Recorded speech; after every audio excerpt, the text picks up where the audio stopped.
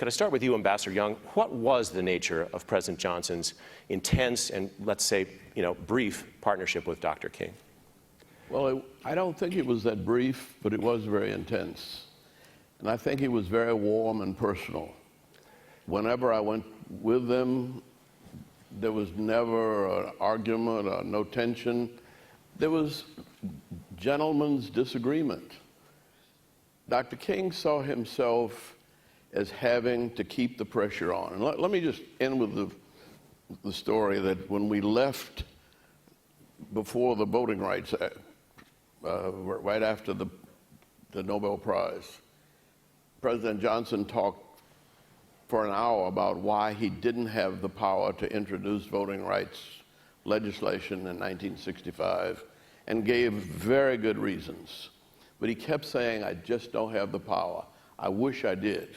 When we left, I asked Dr. King, well, what did you think? He said, I think we got to figure out a way to get this president some power. And I thought at the time that it was awful arrogant of him to say that, except that we had not been back in Atlanta for 3 days before Amelia Boynton came over from Selma with a report on the voting atrocities in Selma and pleading with Dr. King, you got to come help us in Selma.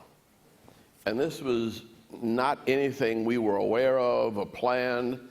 It was thrust upon us, and we went to Selma on the 2nd of January, and by the end of March, the president had all the power he needed to get that Voting Rights Act introduced. Doris, one of the revelations to me in doing this book, and you know both families, both men, is that John Kennedy's acquaintance with black people was basically limited to his 2 valets and to the leaders of the movement itself. Lyndon Johnson, in contrast, had known personal privation. He had known, as he said, what hate can do to the eyes of a child in Catella. What was your experience with him in his own discussions about these questions and how they came to us? I mean, I have no doubt. I mean, I only knew him really in the last years of his life, in 1967 until he died. But there was no question the time I spent with him in the White House and then on the ranch, he was proudest of civil rights of anything he had ever done. And he knew that it would stand the test of time. And my sense is that once he became president, he had the power. And he had always wanted to do more than he could do. Just as Taylor said, he was stuck. And it was right to represent the state of Texas. He's a Texas senator. He's a Texas congressman. But once he moved, I don't think it was just John Kennedy's death, although that gave him an opening.